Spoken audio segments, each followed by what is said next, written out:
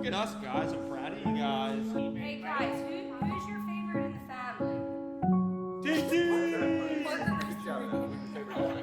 My wife is my favorite person. My husband. I like it. So we are the Bast Family. My wife Janet, my oldest son Robert, Tim, Brian, and then there's Kelly, Allie, and April.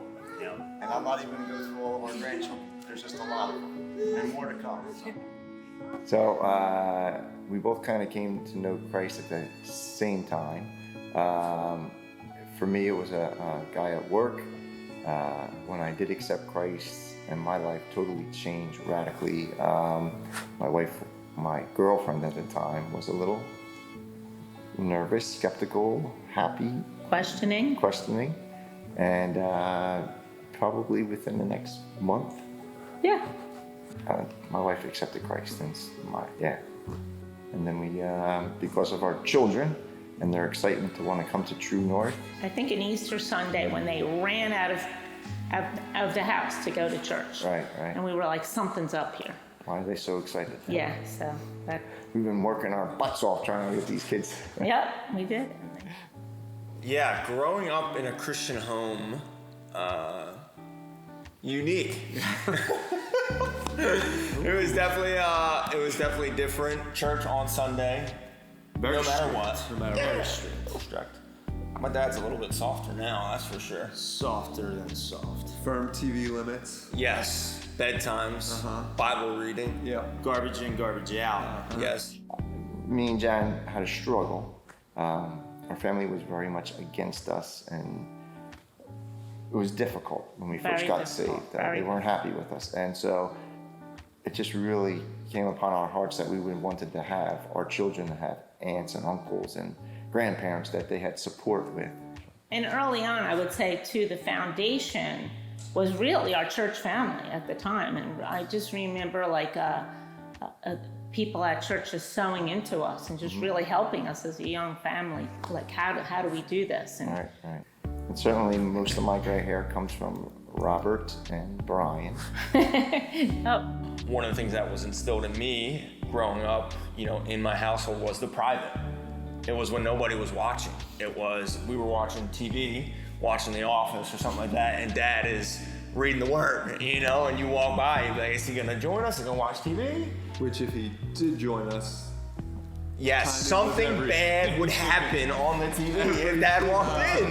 best show in the world, worst scene in the show history. he Yes, came in. and then the judgment eyes. Garbage in, garbage out.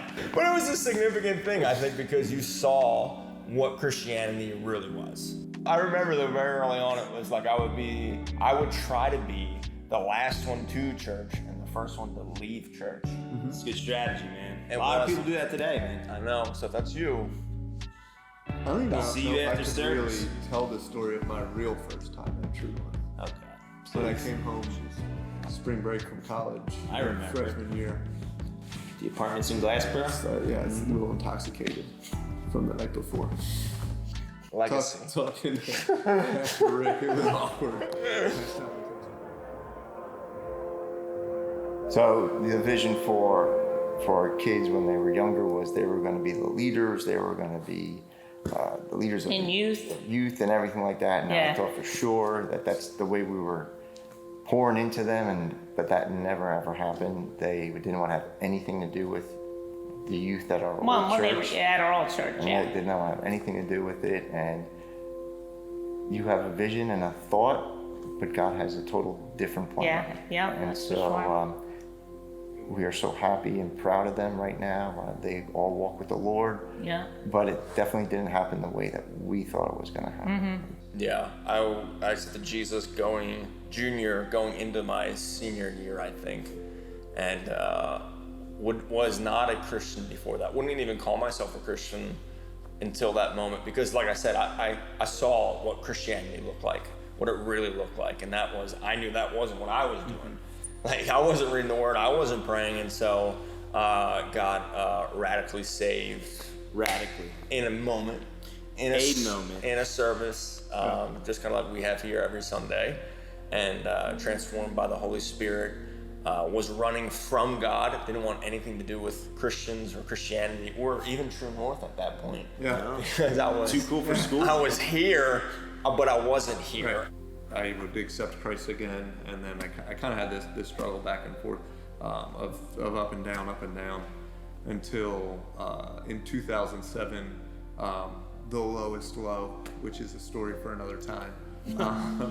But that's when I really accepted Christ then. It was at my first True North service. Several days later, I met my wife here. Several months after that, we started dating, and 5 years after that, we got married. Ayo. Yeah, my brothers have some pretty dramatic testimonies, powerful testimonies where, But it's just not. more so, it's still as significant. Not as as significant. If anything, I'm praying for my kids, his testimony. Amen. That they would always be in the house at a young age loving Jesus. Yeah. Man. Well, the church has been the center point of everything. It's our social group, our prayer group that we needed, whenever we needed anything. So the church, even today, is a huge part of our lives. So many people pour into our grandchildren, and Yeah, that's true. when you get kids are greatest blessing in the world until you have grandchildren, because grandchildren are even better. It is better. It is They're better. just so much fun, and Yeah. Yeah, it's been incredible. Most of my childhood friends, still come to True North Church. Yeah. So I met my wife in high school, and she came to True North actually the first service as well. Took a couple years, and then she, then I got her. Ayo. Let's go. Nice. Another good story for another day. Yeah, so, the legacy we hope to leave is generations of people who truly love Jesus. Yeah. Really want to proclaim him and make him known.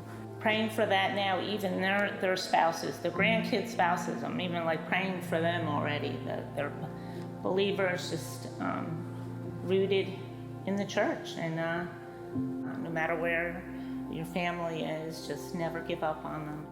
I want to leave the same legacy my parents left, honestly. Yeah. yeah, I want to raise good Christians that impact the world.